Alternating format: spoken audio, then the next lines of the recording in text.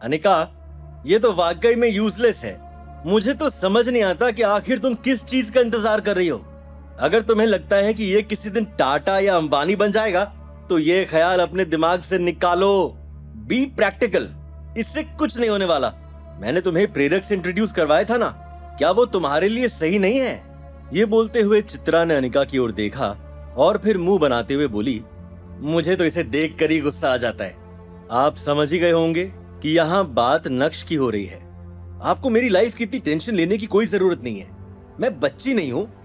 अनिका ने आगे गहरी सांस लेते हुए कहा, अब नक्श की जॉब लग गई है तो मैं उसे एक मौका देना चाहती हूँ जिससे वो अपने आप को और अपनी जिंदगी को बदल सके। ये सुनते ही चित्रा ने नक्श की ओर गंदी नजरों से देखा। हालांकि वो अपनी बेटी के ओपिनियन को टाल नहीं सकती थी। अपने पैर को जोर से जमीन पर पटकने के बाद तुरंत ही चित्रा अपने कमरे की तरफ बढ़ चुकी थी। क्या तुम वाकई में मुझे डिवोर्स नहीं देना चाहती? नक्श ने मुस्कुराते हुए अनिका से पूछा। अभी के लिए तो नहीं। डिवोर्स दूंगी या नहीं दूंगी ये सब कुछ तुम्हारे परफॉर्मेंस पर डिपेंड करता है, अनिका ने शांत रहते हुए कहा। हालांकि डिवोर्स का नाम सुनते ही अनिका के दिल में नक्श के लिए हलचल होने लगी थी। अनिका चाहती थी कि वो नक्श को एकदम सीधा और स्पष्ट जवाब दे कि नहीं, वो उसे डिवोर्स कभी नहीं देगी। लेकिन उसने सोचा कि अगर उसने ऐसा कहा तो शायद नक्श अपने लक्ष्य से भटक जाएगा। बड़ी मुश्किल से तो नक्श अब काम करने लगा था और अनिका नक्श का ध्यान डाइवर्ट नहीं करना चाहती थी। नक्श ने मुस्कुराते हुए अपना हाथ हिलाया, लेकिन उसने कुछ भी नहीं कहा। नक्श ने मन ही मन सोच लिया था कि अंत में भले ही अनिका कोई भी डिसीजन ले, वो उसके ओपिनियन की रिस्पेक्ट करेगा।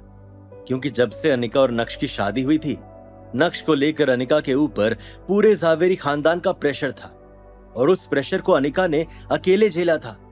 इसलिए अनिका की और उसके ओपिनियन की रिस्पेक्ट करना तो बनता ही था। अनिका की आंखें बार बार नक्श की आंखों से टकरा रही थी, पता नहीं किन कारणों से, लेकिन नक्श को इस तरह देखकर अचानक से अनिका का चेहरा लाल पड़ गया था।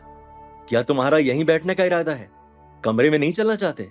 ये सुनते ही नक्श एकाएक चौंक गया। जिस तरह से अनिका ने उसे कमरे में चलने के लिए कहा, इट साउंडेड डिफरेंट। लेकिन वो समझ गया था कि अनिका ने ऐसा क्यों कहा है। लगता है बहुत दिनों से उस कमरे को किसी ने साफ नहीं किया है। ये बोलते हुए नक्श के चेहरे पर मुस्कान आ गई थी। अनिका भी अपने चेहरे की मुस्कान को छुपाने की कोशिश करने लगी और इससे नक्श का डाउट यकीन में बदल गया। जैसे ही नक्श कमरे में घुसा, उसने देखा कि कमरे का तो बुरा हाल हो गया है। तुरंत ही नक्श ने कमरे का सफाई अभियान शुरू कर डाला था। दूसरी तरफ जैसे ही चित्रा अपने कमरे में घुसी, वैसे ही उसका फोन बजने लगा। स्क्रीन पर कॉलर का नाम देखने के बाद तुरंत ही उसने कॉल उठाते हुए कहा, जी भैया, आप आए नहीं? ओह, अच्छा, कोई बात नहीं, आपका घर है, जब आपका मन करे आओ। बताने की भी जरूरत नहीं है। स्पेशल काम से? क्या कोई लॉटरी लग गई है क्या? क्या हमारी लॉटरी लगने वाली है? वो कैसे? अच्छा ठीक है, मिलकर बात करते हैं। ये बोलते हुए चित्रा ने कॉल कट कर दिया। कॉल अनिका के मामा का था, जिन्होंने कुछ दिन पहले बोला था कि वो आने वाले हैं, लेकिन वो नहीं आ पाए। हालांकि अब वो जल्दी ही आने वाले थे, वो भी किसी स्पेशल काम से। अनिका के मामा बहुत पैसे वाले थे। उनके मुंह से ऐसी बातें सुनने के बाद चित्रा को लगने लगा कि वो जल्द ही 7वें आसमान की सैर करने वाली है। नक्श ने भले ही अंजी कॉर्पोरेशन को बचाने में मदद की थी, लेकिन अब वो चित्रा के दिल और दिमाग से निकल चुका था। हाई स्टेटस का सपना देखते हुए चित्रा ने तुरंत ही प्रेरक को कॉल लगाया। चित्रा आंटी, अब आपको मुझसे क्या चाहिए? प्रेरक की आवाज कुछ ठीक नहीं लग रही थी, लेकिन चित्रा को प्रेरक की आवाज से कोई मतलब नहीं था। सीधा मुद्दे पर आते हुए चित्रा ने कहा, प्रेरक, तुम तो अनिका से पहले मिल चुके हो, तो बस मुझे ही जानना था कि तुम दोनों के बीच सब कुछ कैसा चल रहा है। चित्रा की टोन बहुत ही ज्यादा जेंटल थी, जैसे मानो प्रेरक उनका दामाद बन गया हो। चित्रा आंटी, मुझे लगता है कि अनिका और मिस्टर नक्श की जोड़ी स्वर्ग से बनकर आई है। मैं उन दोनों के रिश्ते को खराब नहीं करना चाहता। ये बोलते हुए प्रेरक बहुत ही एम्बैरेस्ड फील कर रहा था। प्रेरक, तुम ठीक हो ना? ये तुम कैसी बातें कर रहे हो? तुम अपने आप को उस निठल्ले नक्श से कैसे कंपेयर कर सकते हो? प्रेरक की बात सुनकर चित्रा भी पूरी तरह से सरप्राइज्ड थी। चित्रा आंटी, मैं सच कह रहा हूँ, अगर आपकी मुलाकात कभी मिस्टर नक्श से होती है तो उन्हें प्लीज मेरी तरफ से ग्रीट करना, और साथ ही साथ उन्हें मेरी तरफ से कहना कि मैं चाहता हूँ कि वो और अनिका हमेशा एक दूसरे के साथ रहें। ये सुनते ही चित्रा ने कंफ्यूज होते हुए अपने फोन की स्क्रीन पर देखा। वो देखना चाहती थी कि कहीं जल्दी जल्दी में उससे रॉन्ग नंबर तो नहीं लग गया है।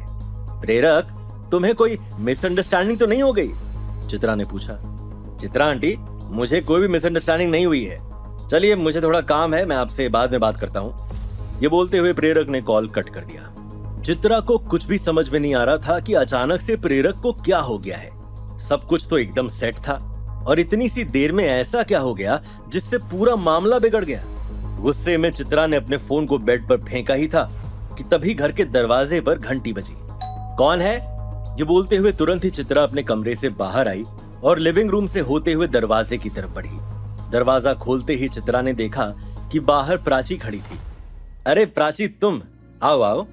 ये बोलते हुए चित्रा ने प्राची को वेलकम किया और साथ ही साथ सीढ़ियों की ओर देखकर चिल्लाते हुए बोली, अनिका, प्राची आई है। प्राची का नाम सुनकर अनिका तुरंत ही नीचे आ गई और उसके बाद दोनों दोस्त सोफे पर बैठकर इधर उधर की बातें करने लगे। कुछ समय बाद अचानक से चित्रा ने चिल्लाते हुए कहा, नक्श, ऊपर क्या कर रहे हो? जल्दी से नीचे आओ। जब प्राची ने यह सुना तो उसके चेहरे की मुस्कान अचानक से गायब हो गई। जैसे तैसे अपने थूक को गले से नीचे उतारते हुए उसने अनिका से कहा, क्या जीजू घर पर हैं? जब से प्राची को नक्श की असली आइडेंटिटी के बारे में पता चला था, उसने अनिका के घर आना ही बंद कर दिया था। वो तो कल रात को जब वो अनिका से वीडियो कॉल पर बात कर रही थी, तब बातों बातों में उसे पता चला कि नक्श कुछ दिनों से घर पर नहीं है और इसी बात का फायदा उठाते हुए वो आज यहाँ आई थी। लेकिन एक ही दिन में कहानी बदल गई थी। उसने एक्सपेक्ट नहीं किया था कि नक्श घर पर होगा। वो आज सुबह ही आया है। अनिका ने प्राची के बदले हुए एक्सप्रेशंस को नोटिस नहीं किया था। अभी प्राची मन ही मन कोई बहाना ढूंढ ही रही थी जिससे वो यहां से निकल सके कि तभी नक्श के कदम सीढ़ियों से नीचे की तरफ बढ़ने लगे। जब नक्श ने प्राची को देखा तो उसके चेहरे पर एक स्माइल आ गई। अब क्या इधर ही खड़े रहोगे? दिख नहीं रहा कि घर में मेहमान आए हैं? जल्दी से प्राची के लिए चाय बनाओ। चित्रा ने नफरत की नजर से नक्श की ओर देखते हुए कहा, लेकिन नक्श वहां से हिला तक नहीं। वो वहीं खड़ा रहा और उसने अपने दोनों हाथों को फोल्ड करते हुए अपनी छाती से चिपका लिए थे, जैसे मानो वो कोई तमाशा देख रहा हो। चित्रा को ऑर्डर सुनकर तुरंत ही प्राची सोफे से उठी और बोली, जीजू, आपको इतनी तकलीफ करने की कोई जरूरत नहीं है, मैं घर से चाय पीकर आई हूँ। ये सुनते ही अनिका चौंक गई।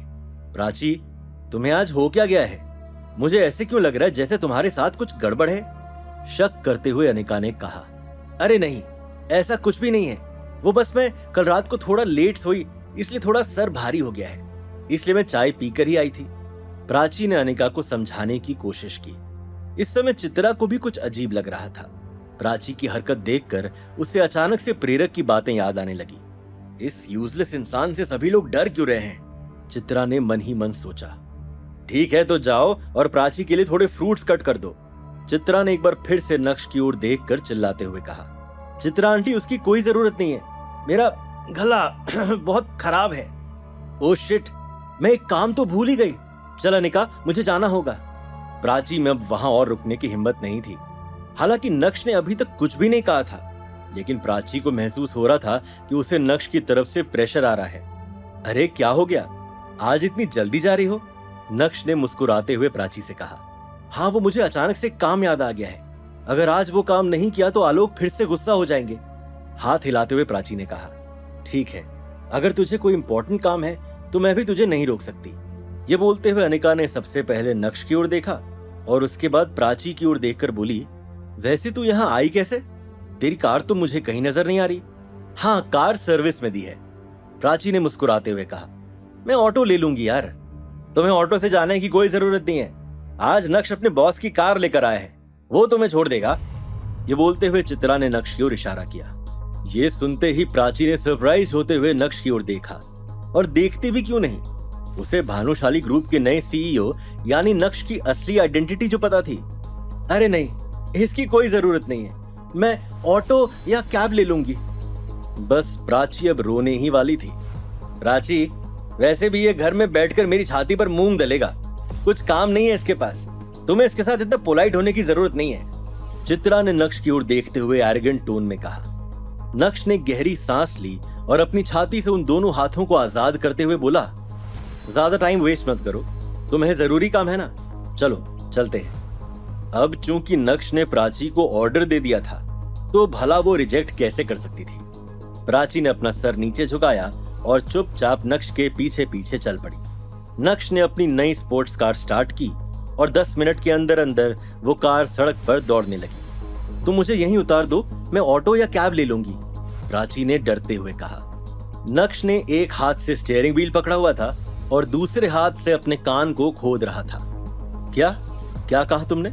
क्या तुम भूल गई उस दिन जो कुछ भी हुआ था? नहीं जीजू, ये बोलते हुए प्राची ने अपना चेहरा पूरी तरह से नीचे झुका लिया था। बहुत बढ़िया, नक्श ने मुस्कुराते हुए कहा।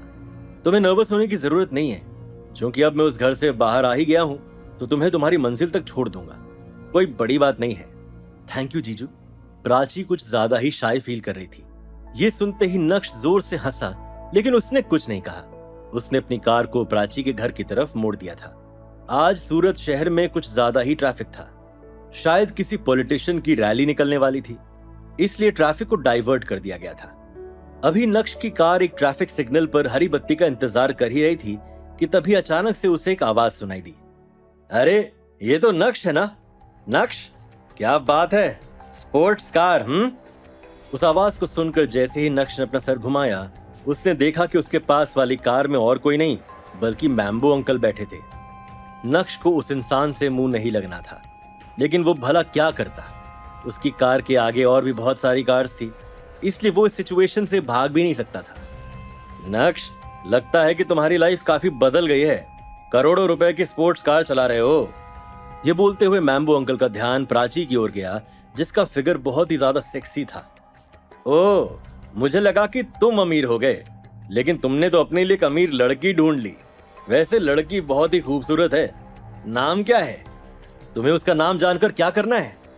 ओ भाई, अपना काम करो ना, नक्श ने कड़क अंदाज में कहा। क्या ये बात यहीं खत्म हो जाएगी या फिर आज सड़क पर कांड होने वाला था? क्या नक्श फिर से मैम्बो अंकल को? समझ गए ना? नक्श का स्पोर्ट्स कार लेकर आना, प्रेरक की बातें और प्राची के एक्शंस देखकर क्या चित्रा और अनिका को कुछ भी समझ नहीं आ रहा था? क्या अनिका इस बारे में नक्श से बात करने वाली थी? क्या नक्श बहाना बनाते हुए अनिका को टाल देगा? आखिर नक्श का असली चेहरा अनिका के सामने कब आएगा? आज ही या फिर अभी और इंतजार करना पड़ेगा? जानने के लिए देखिए अगला एपिसोड सिर्फ पॉकेट एफएम के यूट्यूब चैनल पर, और इंस्टा एम्पायर के सारे एपिसोड सुनने के लिए डिस्क्रिप्शन में दी गई लिंक से डाउनलोड कीजिए पॉकेट एफएम ऐप।